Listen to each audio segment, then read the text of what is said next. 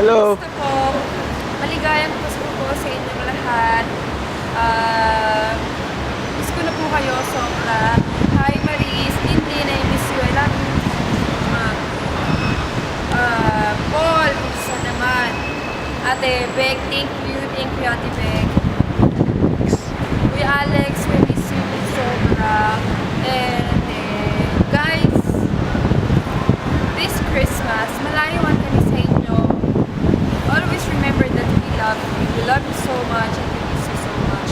This Christmas, lagi nating isipin na hindi ang damit, ang mga regalo, kung nasan man tayo, kung ano man ang ginagawa natin sa buhay. Ang pinakamahalaga ngayong Pasko ay ang Panginoong Kristo. Lagi nating alalahanin na siya ang dahilan ng Pasko. Ang kasiyahan, ang kaligayahan, ang pagliligtas, ang pagmamahal na binigay niya sa atin.